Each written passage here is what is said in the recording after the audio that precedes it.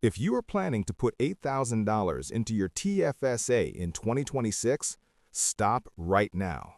You are about to walk into a hidden CRA trap that charges you a 1% penalty every single month. Everyone assumes inflation raised the limit. It didn't. I ran the official 2026 tax rules through an AI analyzer, and what it found about this accidental tax is disturbing. Listen to exactly how this trap works. Okay, so there is a hidden financial trap that's waiting for millions of Canadians in 2026, and it all revolves around one of the most popular savings accounts in the entire country, the TFSA. A lot of people think they know what the new limit is going to be, but a super common assumption could end up costing you big time. So let me just ask you straight up, what do you think the TFSA contribution limit will be for 2026? If you said $8,000, hey, you're not alone, but you're also walking right into the exact trap we need to talk about today. And look, we're not talking about a minor slip-up here.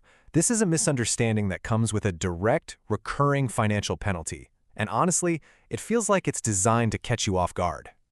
Right, so let's get into what we're calling the $8,000 myth. I mean, with inflation being what it is, it makes total sense to assume the government would round the new TFSA limit up, but the problem is how they do the math.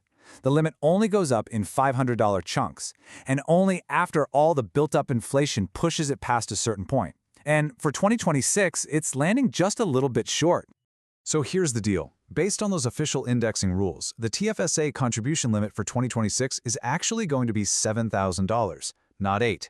And that $1,000 difference? That's the entire basis for this hidden penalty. And that leads us right to the heart of the problem, the costly mistake of over-contributing. This is basically the government's way of penalizing savers who put too much money into their tax-free savings account, even if you did it completely by accident. So what even is an over-contribution? It's pretty simple, actually. It's any dollar you put into your TFSA that's over your allowed limit for that year. So if your limit is $7,000 and you put in $8,000, you've got a $1,000 over-contribution. And you know who's watching? The Canada Revenue Agency, the CRA. They apply a systematic penalty for every single dollar you go over your limit, and it just keeps on charging you until you fix it. This is what we're calling the 1% penalty trap. And you know what? Let's do the actual math on that very common $1,000 mistake, just to see how much it would really set you back. Okay, so here's our overage amount, $1,000. That's the exact difference between what people think the limit is, $8,000, and what it really is, $7,000. Now, here's the really punishing part. The CRA charges a penalty of 1%. But, and this is a huge but, it is not 1% per year. It's 1% every single month. That is an incredibly steep price to pay for an honest mistake. So let's see how that adds up. 1% of $1,000 is $10. Okay, that might not sound like much, but that's $10 you're paying the government every month. Over a full year, that's $120 just gone, completely wasted on a penalty. So how do you stay in control?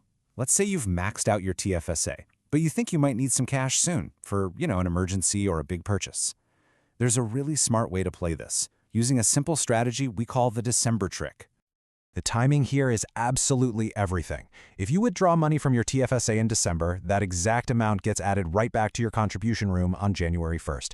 But if you wait just a few days and pull it out in January, you don't get that room back until January 1st of the next year. You literally lose that contribution space for 12 full months. So here's how it works. It's super simple. Before the year ends, just ask yourself if you'll need any of that TFSA cash in the near future.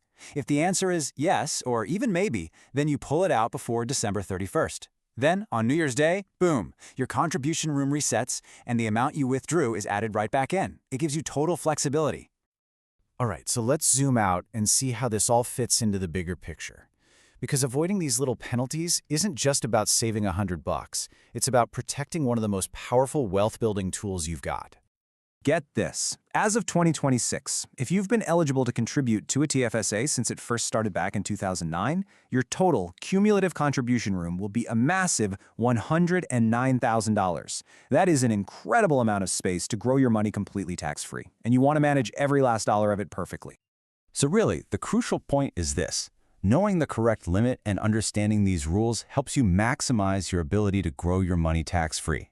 It helps you avoid just throwing cash away on penalties that are totally avoidable. And most importantly, it puts you in complete control of your financial strategy. Which leaves us with a final thought, right? A recurring 1% monthly penalty for trying to save too much money? Is this just a simple rule to keep things organized, or is it kind of a hidden government revenue stream that profits from common, honest mistakes? It's definitely something to think about. Exactly. Don't let your savings become their revenue stream. Remember, the limit is 7,000, not 8. If you want to be 100% sure of your contribution room, I have a calculator that checks this for you. Comment TFSA below and I'll send you the link instantly. Don't guess with the CRA. Subscribe for more.